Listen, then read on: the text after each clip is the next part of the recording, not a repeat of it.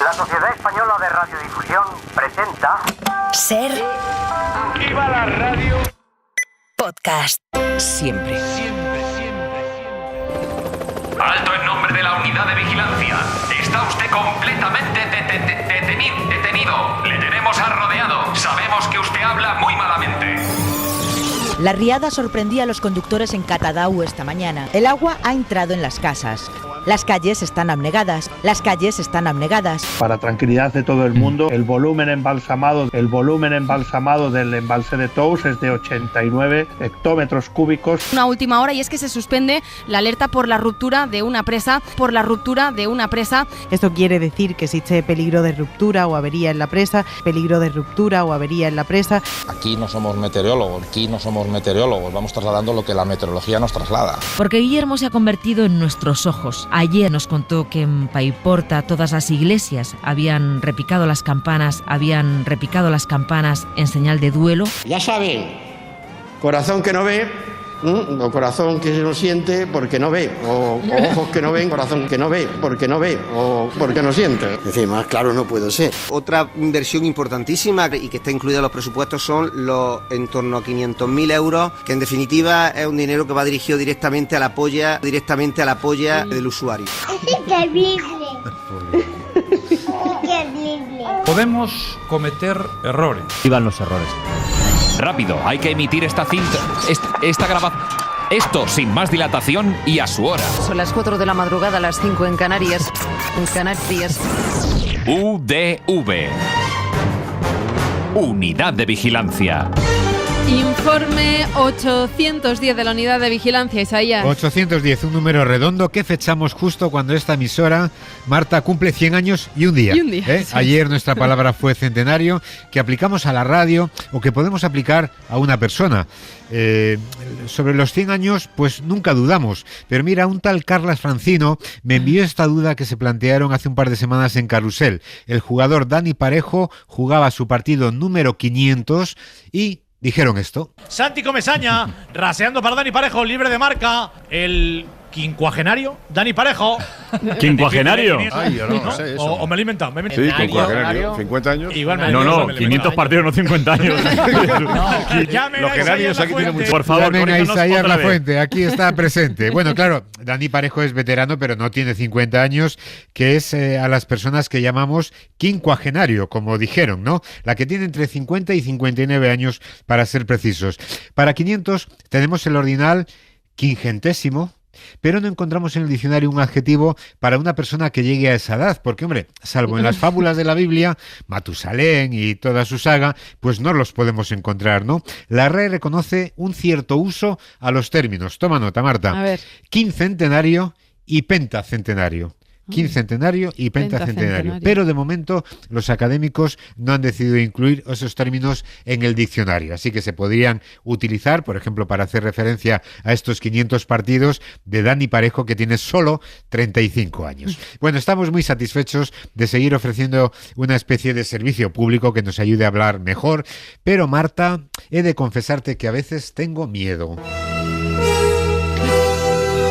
Y tengo miedo porque hay veces que las correcciones consiguen orillar el error, sí, pero hay otras en las que parece que lo extendemos. La semana pasada, hablando de los estados clave que podían dar la victoria en Estados Unidos a un presidente o a una presidenta, hablamos de los estados Viagra en vez de bisagra. Y nos iremos a Estados Unidos, donde ya falta menos para sus elecciones presidenciales.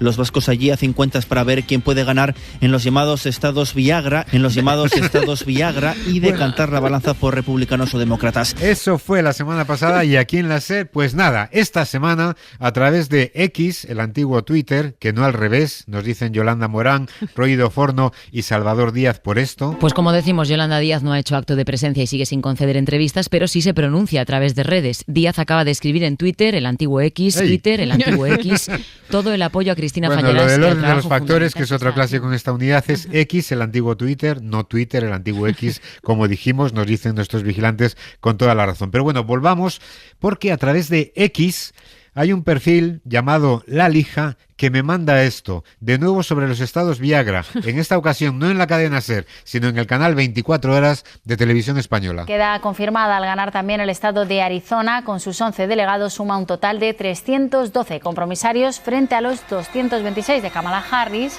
Los 7 estados Viagra considerados clave. Los 7 estados Viagra, esta vez en Televisión Española. Bueno, la semana pasada también recordamos que lo del cambio horario es uno de los clásicos de esta unidad a lo largo de su historia. Tenemos todas las variantes, también las que dan una hora más al uso horario canario. Son las 4 de la tarde, las 5 en Canarias. Son las 2, las 3 en Canarias. Nosotros volvemos a las 5, las 6 en Canarias. Son las 7, las 8 en Canarias. Mira, 4:30, 5:30 en Canarias. Sí, señor. No, sí señor, no, Francino, no señor. Bueno, eso lo recordamos la semana pasada, pues ha sido recordarlo y hemos vuelto a caer. Nos pasó en la madrugada del pasado día 11, a las 2 de la madrugada. Esto lo escucharon Pablo Añón, Alfonso Sanz y Eduardo Pérez.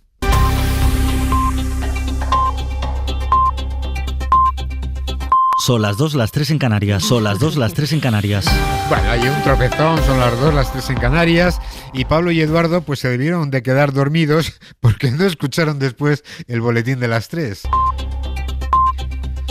Son las 3, las 4 en Canarias. Las 3, las 4 en Canarias. El mismo día, exactamente. Es que no son horas para hacer boletines. No son horas para hacer boletines, pero me imagino a los pobres oyentes canarios e insomnes no sabiendo qué hacer con su vida. Bueno, ¿qué nos estaba pasando? Pues no tengo ni idea. Oye, ¿qué es que no acabamos de enterarnos con esto del cambio horario, Marta? Este otro, por ejemplo, pues nos lo envía Rafael Troyano. Sí. Resulta que Sastre daba una explicación a Ángels sobre el retraso del amanecer en Madrid y se lo atribuía al cambio horario. Claro, pues aquí vida de las 6:42 ya minutos de la mañana y todavía no ha amanecido. Sabes que desde que cambiaron la hora, pues nos han retrasado un poco los. ¿Qué has mandado a alguien? Nos han retrasado un poco los. ¿Qué has mandado a alguien corriendo a cambiar? Dice Sastre que desde que han cambiado la hora se han retrasado los amaneceres y Rafael cree que es justo al revés. Puede que las horas de luz a lo largo del día se sigan acortando, pero al cambiar la hora, al retrasar el reloj, amanece más pronto que si mantuviéramos el horario y atardece más de pronto. verano. Pero bueno, en las madrugadas, a las 2, a las 3, a las 4 de la madrugada o a las 6, como el caso de Sastre, pues estamos como estamos. No marques la hora, porque voy a enloquecer. Bueno, además de los estados Viagra y del cambio horario, la semana pasada también recogimos las aguas embalsamadas, lo hemos escuchado en la careta, en vez de embalsadas. Pero con las prisas no cité a un montón de vigilantes que me enviaron el error. Son Santiago Calveto, Óscar Abadía, Leo López, Ramón López, Miguel Armijo, Joseba Varela, el colectivo Espoleta, Sara Serrano y Estefanía García. Mucha atención, ellos me enviaron esto. Para tranquilidad de todo el mundo, el volumen embalsamado del embalse de Tous es de 89 hectómetros cúbicos. Bueno, el volumen embalsado, mucho mejor, ¿no? En esto de las aguas embalsamadas no hemos vuelto a caer en esta semana, por lo menos no ha habido registro en nuestra unidad. Pero en lo de las calles abnegadas, que hace 7 días recogimos en una televisión, en 4... La riada sorprendía a los conductores en Catadau esta mañana. El agua ha entrado en las casas.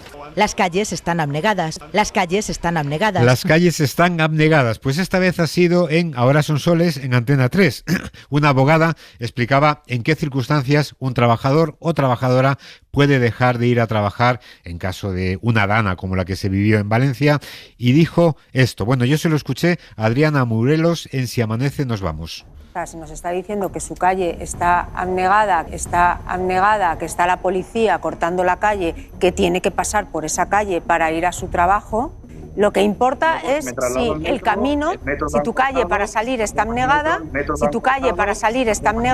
Dos veces lo dijo, calle abnegada. El trabajador puede que sea un ser abnegado, pero si no puede ir a trabajar por el agua es que las calles de su ciudad o de su pueblo están anegadas. Esperemos que el error se orille en este caso y no volvamos a caer en él. Bueno, y los municipios afectados que van volviendo a una cierta normalidad, va a tardar mucho, pero a una cierta normalidad por lo menos, han sido muchos, desde luego, los que han sufrido cortes de luz o de agua, por ejemplo, pero no tantos como dijimos en Hoy por Hoy, nos dicen Alejandro Bermejo y Manuel Delgado. Más allá de la política, les contaba antes que hay unos 7.000 municipios que todavía no tienen acceso al agua corriente y hay calles que siguen llenas de barro y restos de los que fue el mobiliario de las casas. 7.000 municipios que son prácticamente todos los municipios que hay en España, no en Valencia. Entienden nuestros vigilantes que se quiso decir 7.000 viviendas o 7.000 familias a lo mejor, ya que en la provincia de Valencia dicen solamente hay 266 municipios.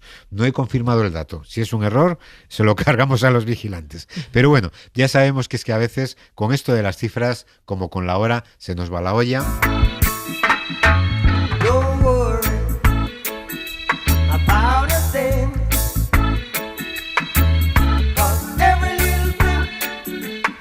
Si hablamos de droga, ni te cuento, seguro que te acuerdas de este alijo que incautaron en Canarias a 3 gallegas. Lo recordamos cuando hicimos el programa en A Coruña. Sí. 3 gallegos han sido detenidas en una operación en Gran Canaria con un alijo de 1.600 kilómetros de resina de hachís. Bueno, pues este alijo de 1.600 kilómetros de resina de hachís se ha quedado en nada con esta nueva operación policial en Algeciras contra una red que traficaba con cocaína. Lo escucharon Francisco Hidalgo y Encarni Gómez Lozano. Incautado en el puerto de Algeciras el mayor alijo de cocaína de la historia del narcotráfico en España. Son más de 13 millones de toneladas por valor de 780 millones de euros, resultados de 4 años de investigación. 13 millones de toneladas. Hombre, la operación fue importante, pero no tanto. No así, ¿no? No, eran 13, sí, pero a secas. 13 toneladas, no 13 millones de toneladas. También se nos fueron las cifras, nos dice Ancor Serrano, en este momento en el que hablábamos de una investigación a la Junta de Andalucía por la adjudicación durante la pandemia y meses después también, de 300 millones de contratos de emergencia. La Fiscalía Anticorrupción investiga los contratos de emergencia que hizo la Junta de Andalucía. Se estudia la adjudicación a dedo de cerca de 300 millones de contratos. Y ha pedido documentación al Servicio de Intervención, al Tribunal de Cuentas. Bueno, es un tropezón que nos habla de la importancia de las preposiciones, porque no es lo mismo 300 millones de contratos que 300 millones en contratos. Claro. Y eran 300 millones en contratos. No había gente con la que contratar como para hacer 300 millones de contratos. Aunque en Andalucía, oye, los millones vuelan, Marta. Se emplean para lo que se empleen. El directivo en mano derecha del presidente de Cajasur llegó a pedir una indemnización de 2 millones de euros para follar la fusión con Unicaja. Pero bueno. 2 millones de euros para follar. Oye, son cifras estratosféricas, se utilicen para lo que se utilicen. Por cierto, sobre la palabra estratosfera, Sara Iriarte nos manda esta duda muy interesante. Nos pregunta si se dice estratosfera o estratosfera, porque esto se lo escuchó a Roberto Villar en Hoy por Hoy. Yo jamás me apuntaría a un viaje espacial, soy tan casero que para mí... Tú tampoco, ¿no? No. Para mí venir a la radio, a ti no creo que te pase esto, para venir a la radio andando es como atravesar la estratosfera. Como y eso que vivo cerca. La estratosfera. Bueno, pues en el español de aquí es verdad que decimos estratosfera, la hacemos como palabra llana, pero en el español de América en muchos países dicen estratosfera como palabra esdrújula, y este americanismo o esta forma americana de pronunciar la palabra pues se recogió en el diccionario ya en el año 2001, así que de ambas formas se podría decir, aunque aquí en el español de España decimos más estratosfera. Bueno, y vamos con algunos expedientes X. Tenemos un poquito olvidado el culebrón de las conversaciones entre el rey Juan Carlos y Bárbara Rey. Lo último lo contaron hace 2 o 3 semanas, pero no hemos tenido tiempo de recogerlo en A Vivir, que son 2 días. Y lo escuchó Patricia Bádenas. Al parecer, tan mal anda la ciencia en este país que hay algunos científicos del CSIC que se están dedicando a espiar pues a los reyes, por ejemplo. A mí lo que más gracia me hace de esto es entre tú y yo. En una casa rodeado de agentes del CSIC. En una casa rodeado de agentes del CSIC. Una casa rodeada de agentes del CSIC. Bueno, nos recuerda nuestra vigilante Patricia que el CSIC es el Centro Superior de Investigaciones Científicas. El de los espías es el CNI, el Centro Nacional de Inteligencia. Que se parece, pero no es lo mismo. Se parece, pero no es lo mismo. Bueno, yo creo que los científicos, desde luego, harían muy bien de espías, pero dejémoslos trabajando en la ciencia. Y Nieves con Costrina nos manda este momento que escuchó también en A Vivir, que son 2 días, sobre la posición de emergencia que un comandante comandante recomendó a todo el pasaje en un aterrizaje un poquito complicado. Pues fíjate que a mí me pasó una cosa en un avión. Corrí para cogerlo, no llegaba, al final conseguí entrar en el último momento y me siento y justo vamos a aterrizar y dice, bueno, esto es un aterrizaje complicado, pongan las piernas sobre las rodillas. Y me mira la señora y me dice, ¿y tú qué has comido? Poner las piernas sobre las rodillas. Marta, tú has trabajado en Iberia, ¿no? Sí, salvo que fueran ortopédicas las piernas, ¿no? Entonces a lo mejor sí que podrías ponerlas sobre las rodillas. Bueno, y Adelia Mas Castillo y Marian Brizuela se sorprendieron también de este concurso de pinchos que han organizado en Valladolid. En mi tierra, desde luego, en Castilla y León se hacen cosas extraordinarias. Un concurso en el que los vecinos de la ciudad podrán degustar no las tapas, sino a los propios ganadores del concurso. Como referencia en el mundo de las tapas y los pinchos. Los ganadores, por cierto, se conocerán el miércoles y luego se podrán degustar en varios restaurantes de la ciudad. Será que están muy buenos los que hacen los pinchos, pero bueno, los ganadores se podrán degustar en varios restaurantes de la ciudad. Bueno, se lo pueden imaginar ustedes, y si no se lo imaginan, para eso tenemos a Carlos Matera, Matt, que le ha dedicado la viñeta esta semana. Y ya metidos en harina y en comida, esto que escuchó Jauzi Arrocha a María Patiño en el programa Ni que fuéramos, en Canal Ten. Sandra, venga, te puedes... Vente, que voy a cocinar churros y pollo. Y... ¿Pollas? No, pollas. Porras. María, voy para allá. Porras. La verdad es que María Patiño no remata, ¿eh? Siempre me pasa lo mismo. Sí. Siempre le pasa lo mismo. No sabemos si es que se equivoca o que cocina lo que dijo que cocinaba. En fin, oye, aunque para cosas raras... Esto que nos envían los compañeros de Radio Pontevedra. El accidente de un tractor que el tractor, tuvo que ser trasladado en estado grave al hospital. Y en las últimas horas, nuevo accidente de tractor en la provincia de Pontevedra. El suceso tuvo lugar ayer en Redondela, en la parroquia de Reboreda. Según el 112, el vehículo fue trasladado en estado grave al hospital Álvaro Cunqueiro en un helicóptero medicalizado con base en Ourense. El vehículo fue trasladado al hospital en un helicóptero medicalizado, ¿eh? Sí. Esta imagen también es para imaginársela. Y además me recuerda a otro ingreso hospitalario extraordinario que recogimos aquí ya hace tiempo en la unidad de vigilancia. Fue en Madrid, un muro con traumatismos. En la incorporación de la A23 a la M30, el motorista ha impactado contra un muro que ha sufrido varios traumatismos y ha sido trasladado al Gregorio Marañón con pronóstico grave. Me imagino a esos médicos de urgencia recibiendo al muro con traumatismos. Bueno, vamos con algún refrán. Este es curioso, por venir de quien viene, pero oye, me lo han enviado Santiago Hernández, Nacho Barrera, Carmen Fernández, Titi Martín, Abilio Merino, Agustín Brena, Anabel Villar, Roberto Zamarvide y Rafael Cobo, así que hay que meterlo. Fue el domingo 10, también en A Vivir, que son 2 días, bueno, cuando los filósofos de A Vivir pues hacían esta intervención. El oyente de la SER está asustado en estos momentos por la ultraderecha, por el auge de la desinformación. Y esto cala en la gente, esto preocupa. Y no podemos dejar a la gente en la estafada, ¿no? Se dice estocada, en la estocada. Estafada, que intuimos que es broma, quizás lo de la estocada también lo es, porque ellos son así, los del Mundo Today, pero bueno, recordamos por si acaso que es que la gente se fía de nosotros, que la cosa es dejar a la gente en la estacada. En la estacada, ¿eh? No vaya a ser que después vayamos efectivamente extendiendo el error. Y el colectivo Espoleta, Chema Arbe, Jaime Gómez, José Luis Cabero, Inés Mazario y José Antonio Barrio Nuevo me envían esto otro sobre piedras, vigas, pajas y ojos. Yo no creo que la gente esté para andar acusando, cuestionando moralmente a otros. Yo no me creo que la gente tenga autoridad moral, ya decía Jesucristo, ¿no? Antes de mirarme la piedra en mi ojo, pues mírate la viga en el tuyo propio. Antes de mirarme la piedra en mi ojo, pues mírate la viga en el tuyo propio.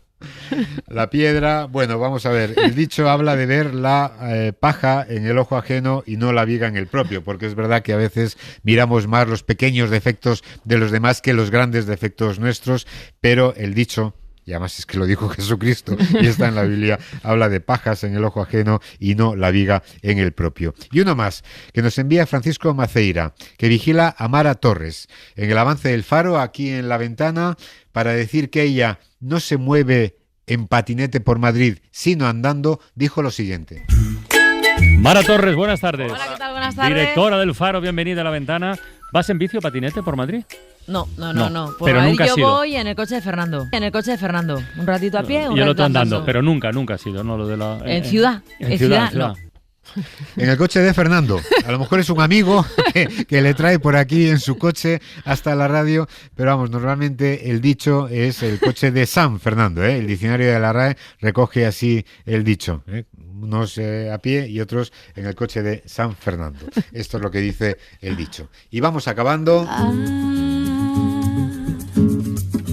Cómo hemos cambiado. Ya sabes que estamos recordando estos 20 años de Unidad de Vigilancia, lo estamos haciendo con Julio Guerra y esta semana pues nos toca repasar la temporada número 5, la que fue de 2008 a 2009, pero como ya empieza a haber tanto material, esta es la primera parte de esa temporada número 5. Unidad de Vigilancia Lingüística.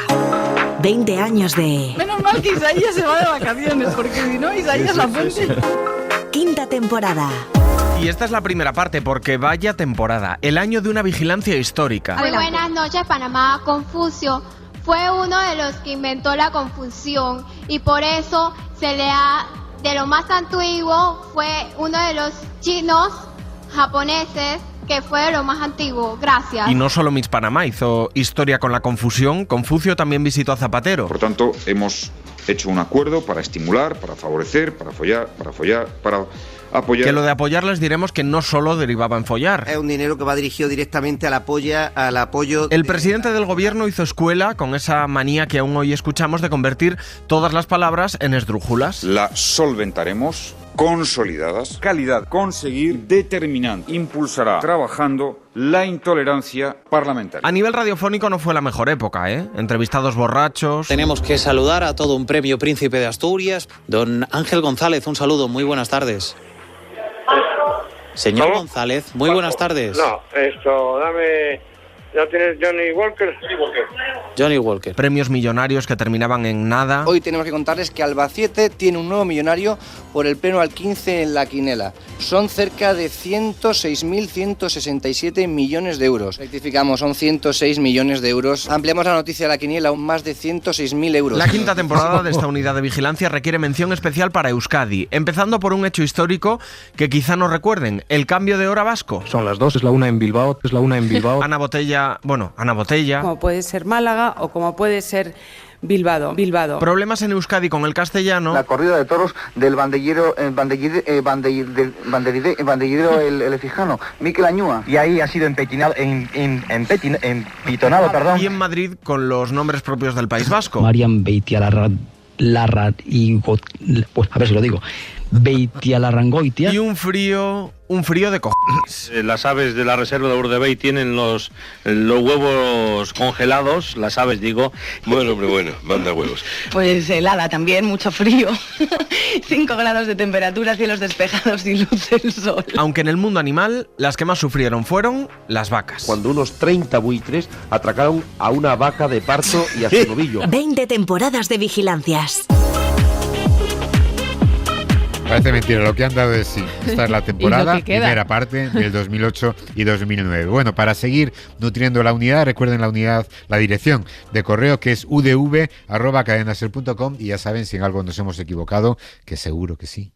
Lo siento mucho, me he equivocado y no volverá a ocurrir. Gracias, Isaías. A ti, adiós. Por nuestra cabeza pasan al día muchas ideas, pero no nos paramos a pensar de forma crítica. Eres tú quien va a cambiar el mundo, quien destrozará las teorías de la humanidad. En la ventana, más Platón y menos WhatsApp, con José Carlos Ruiz. Eres tú el duende oculto que alimenta mi locura y consume toda realidad.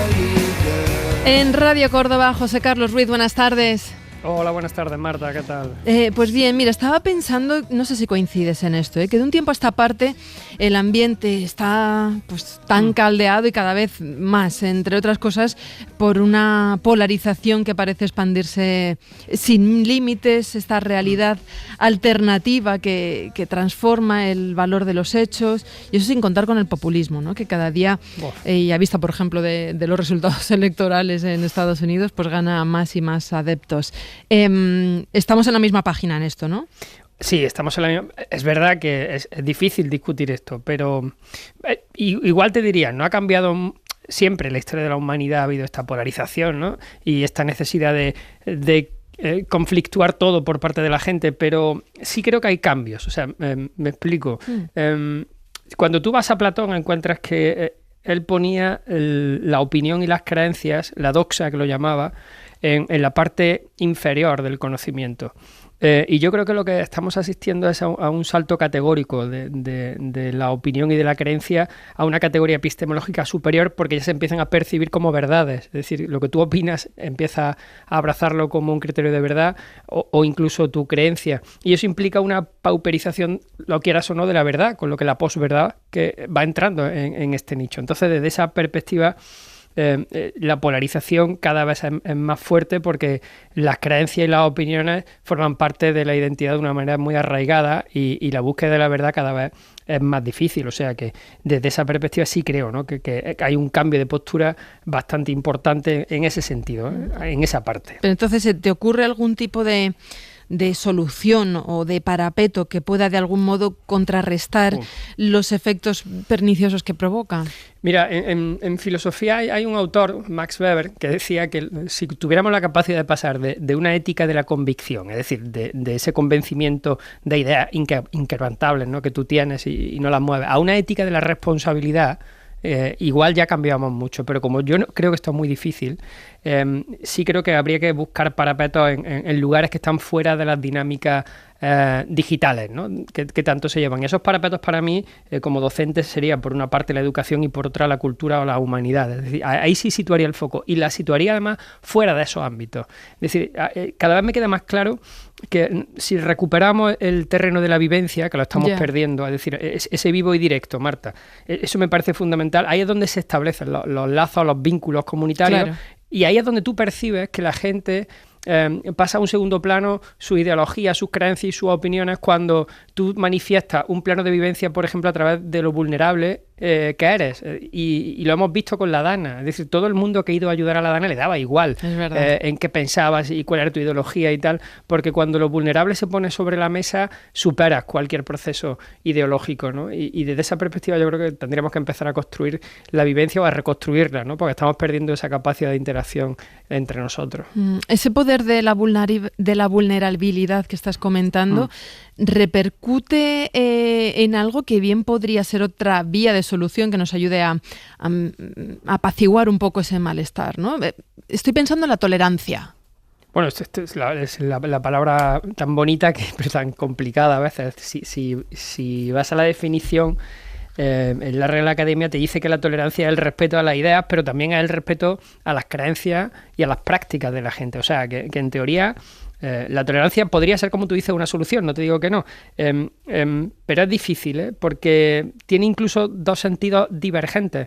Porque por una parte, cuando tú dices que toleras, lo puedes entender como, y así lo contempla de alguna manera el diccionario, ¿no? Sufrir, te dice sufrir o llevar con paciencia. O sea, eres un sufridor y estás tolerando algo en contra de tu propia voluntad, pero por otra parte, claro, estaría como el hecho de disimular o de permitir algunas cosas que no son lícitas, y entonces eres tolerante con eso y las dejas sin castigo, que también sería la segunda opción. Entonces, desde esa perspectiva, quizá para mí, la opción que plantea, hay un filósofo, Voltaire, que escribe sobre el tema y plantea la opción de la tolerancia como la base de reconocer que somos falibles y que nos equivocamos. Si partes de esa idea, entonces la tolerancia me vale como solución. Si partes de las otras dos, igual ya no queda tan claro. ¿Esto que dices sería algo así como ser indulgente de alguna manera? Sí, bueno, a ver, es una variación, ¿vale? La indulgencia, que también a veces se dice lenidad, que es una palabra que me gusta mucho, ¿no? Es una variante de la tolerancia, pero hay una diferencia fundamental, y es que la indulgencia tiene una cuestión, a mi entender, peligrosa, que es la jerarquía. porque incluso en los procesos etimológicos de la palabra, cuando va esa derivación de indulgencia, que hace referencia a indulgentia, te habla de benevolencia, es decir, era una persona que eximes al otro de alguna manera, es decir, hace una concesión hacia el otro, y por lo tanto cuando eres indulgente, lo quiera o no lo quiera, lo que estás reconociendo es una superioridad implícita, claro. Y eso es peligroso porque puedes dejar un vínculo de rencor después, porque el otro reconoce que le ha hecho como una especie de dádiva, ¿no? Claro. Entonces es preferible la tolerancia a la indulgencia, digamos. Sí, o por lo menos es más horizontal. Exacto, si tienes que elegir alguna de las dos, quédate con la tolerancia, porque incluso en la historia de la filosofía, gente como Voltaire, que escribe otro tratado de la tolerancia, dice que si tuviéramos que elegir una cualidad donde pivotar la educación, esa cualidad debería ser la tolerancia, porque la tolerancia nunca ha traído catástrofes, nunca ha provocado, dice, guerras civiles. Sin embargo, por ejemplo, la intolerancia ha cubierto, y estas son palabras textuales, la tierra de carnicería. O sea que sí, puesto a elegir, sitúa el foco ahí. Esto que hablas de cubrir la tierra de carnicería, yo creo que alguna vez nos hemos preguntado, ¿se puede o se debe tolerar a los intolerantes? Y sobre esto hemos consultado a la filósofa Adela Cortina, que habla de esto en el espacio Aprendemos Juntos. Pues en ocasiones se ha planteado el famoso discurso de que una cosa es la tolerancia y otra cosa es también tolerar a los intolerantes, que se dice siempre, bueno, ¿qué pasa? La tolerancia, tolerar a los intolerantes. Yo antes hablaba del respeto activo. Ahí hay que distinguir dos cosas muy claramente. A las personas hay que respetarlas siempre, a las personas. Otra cosa son sus opiniones. No todas las opiniones son respetables, ni muchísimo menos. Las opiniones se tienen que ganar el respeto. Y lo que no se pueden tolerar son las opiniones que no son respetables. Claro. Entonces hay que ser tolerante con las personas que son intolerantes, pero no con sus opiniones, no con sus puntos de vista, no decir, es una opinión y por lo tanto, ¿las mujeres son inferiores a los varones? Bueno, es una opinión. No, por favor, es una barbaridad. Pero por eso tenemos que hacer la tarea ética y tenemos que hablar mucho en las sociedades de esto en voz alta.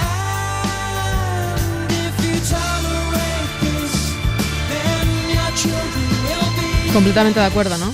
Hombre, el tema está que la gente cada vez asocia más la identidad a su opinión. Y entonces cuando manifiestas en contra de la opinión de alguien, piensa que es un ataque personal y no un ataque a la opinión. Y esto lo vemos constantemente incluso cuando se hacen discursos políticos, donde un político contesta a otro y ataca a la persona, no ataca al argumento que el otro político ha dicho. Entonces ese ataque hacia la persona, tú no estás legitimado para decir este argumento, ¿no? Que te lo dicen muchas veces en filosofía, esto se llama falacia ad hominem, es decir, atacas al hombre en vez de atacar a la argumentación, porque asocias de alguna manera la palabra con la persona. De ahí que es impecable el razonamiento aquí que da Adela. ¿Y el ser tolerante es una cosa inherente o es algo que se aprende? Mira, vamos a saludar a José Ramón Mejías, que es director del Instituto de Enseñanza Secundaria Ichasagua, que está en el municipio de Arona, en Tenerife. José Ramón, buenas tardes. Hola, buenas tardes. Tenéis a más de 700 alumnos, casi la mitad proceden de otros países, son más en total de más de 50 nacionalidades lo que tenéis en vuestro instituto. ¿Se puede enseñar la tolerancia? Sí, de hecho es un valor que nosotros lo enseñamos a nivel transversal, ¿no? Porque, bueno, han venido muchas familias del extranjero buscando oportunidades de trabajo por el sector turístico y al final, pues, te encuentras con un centro educativo que es un crisol de cultura, ¿no? El 46% del alumnado es extranjero. ¿Y cómo trabajáis la tolerancia? Bueno, pues se trabaja, es un trabajo una carrera de fondo y trabaja de diferentes proyectos, ¿no? Por ejemplo, el proyecto estrella en este aspecto es el proyecto de interculturalidad, donde pues visibilizamos todas las culturas, las religiones, las costumbres de los países para que los chavales se sientan protagonistas y puedan enseñar pues su cultura a los demás y se viva esa diferencia como algo positivo, ¿no? Como algo diverso.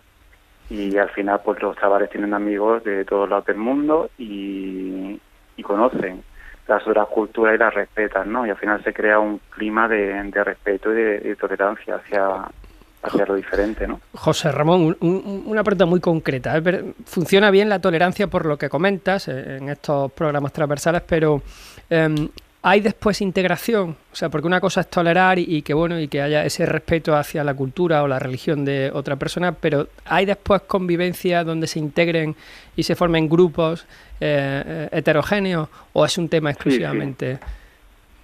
Sí, por supuesto. Nosotros en el alumnado al final son adolescentes que está por encima de su nacionalidad o de su cultura, está pues esas inquietudes que tienen a esa edad de divertirse, de pasar tiempo juntos e integración sin ningún problema. De hecho, bueno, hay grupos de amigos que lo mismo pues pueden provenir de Europa, de Asia, de América, de cualquier país, ¿no? Y conviven perfectamente todos juntos. Aprender en la tolerancia y en la diversidad, entiendo que evita conflictos de este tipo entre alumnos. A lo mejor los conflictos propios de los adolescentes no, pero conflictos, por ejemplo, xenófobos, entiendo que sí. Sí, claro, al final es una prevención, ¿no?, de cualquier tipo de conducta que sea racista o de odio.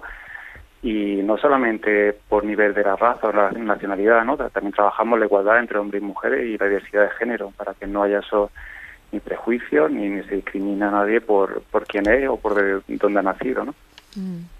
José Ramón Mejías, director del Instituto de Enseñanza Secundaria Ichasagua, muchísimas gracias por asomarte a la ventana.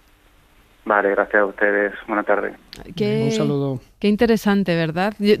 Tú dirías, José Carlos, ¿cuál es el principal problema de la tolerancia en nuestra sociedad? Pues mira, yo creo que en el instituto aparece muy bien reflejado. Es decir, para mí es el tema de los espacios y tiene mucho que ver con el poder entrar en eso que hemos dicho al principio de la vivencia, porque la tolerancia de alguna manera se puede ejercer siempre que tenga espacios donde la gente que llegue a esos espacios pueda confrontar ideas o sus creencias o incluso el nivel de la opinión que tenga sea el que sea, porque sabe que en ese espacio se puede de alguna manera confrontar sin ningún riesgo, es decir, sin peligro. Y desde esa perspectiva yo creo que construir los espacios, como decía Stuart Mill, es la base para que cualquier idea, es decir, para que una democracia sea o esté con salud, tenga una sanidad intelectual, digamos, todas las ideas deberían de tener un espacio para poder ser escuchadas y para poder ser debatidas, ¿no? Entonces, un centro educativo como este, ¿no? Y en España hay muchísimos de este tipo donde se entremezclan mucha nacionalidad y cultura,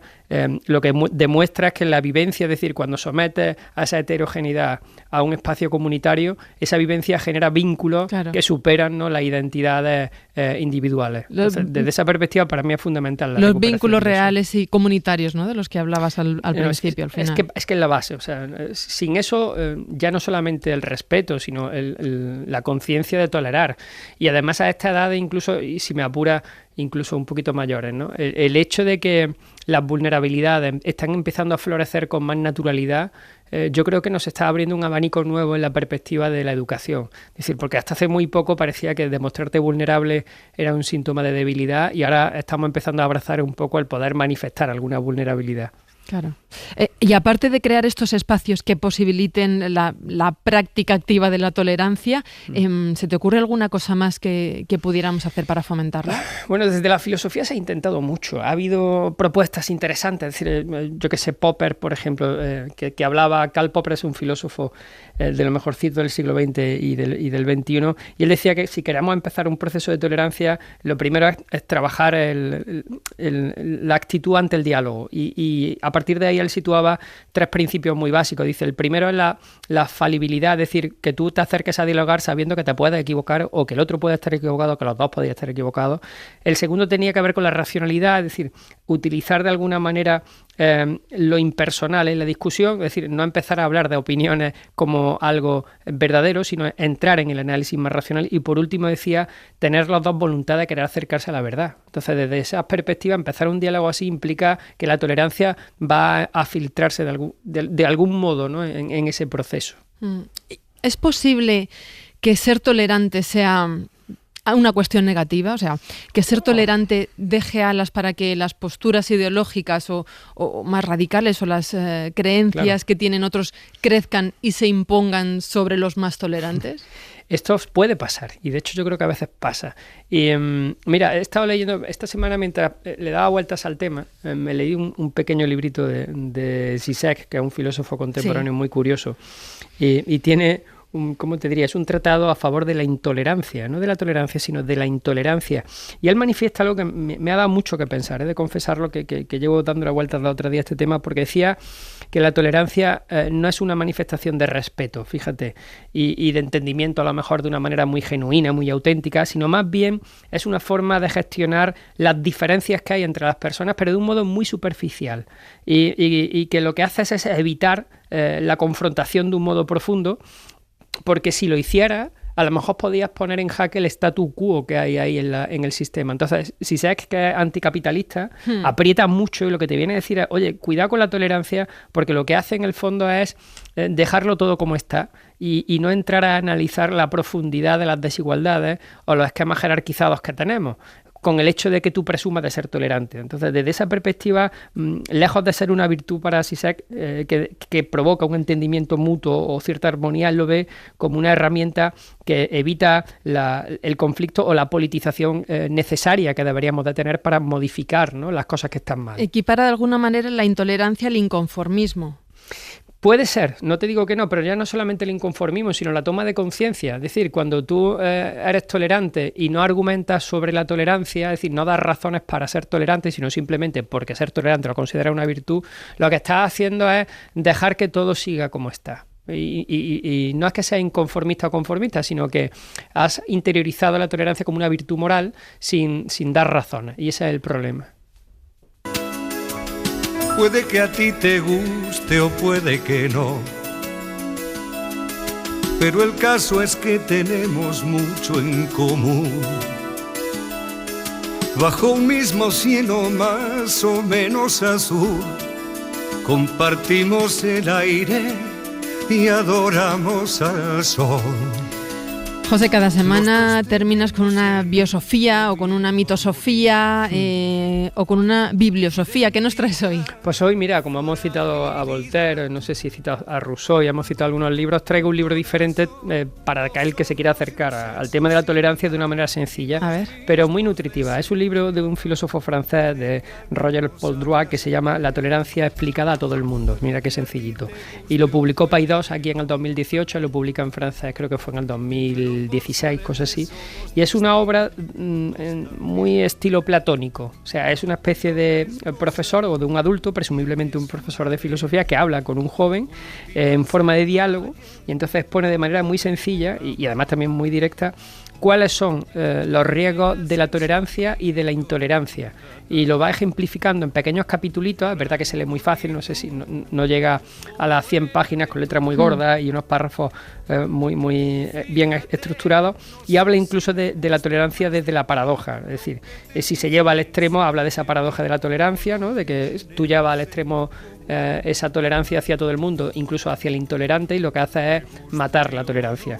Y me parece que es muy constructivo para todos los que quieran entrar, porque al final del libro te da una bibliografía más específica, es decir, cuando termina esas 100 y pico páginas ya te dice, bueno, vale, esto es digamos el inicio para abrir apetito. Luego tienes aquí, pues eso, los libros de John Locke, el de Voltaire, habla de Walser, el Tratado sobre la Tolerancia, que se publicó hace 25 años y que está todavía muy actualizado, o sea que todo el que quiera profundizar, que se acerque a este librito, y en una tarde de lluvia se ve con mucha facilidad. José Carlos Ruiz, muchísimas gracias, amigo. Venga, un abrazo, Marta. Buen fin de. Para no perderte ningún episodio, síguenos en la aplicación o la web de la SER, Podium Podcast o tu plataforma de audio favorita.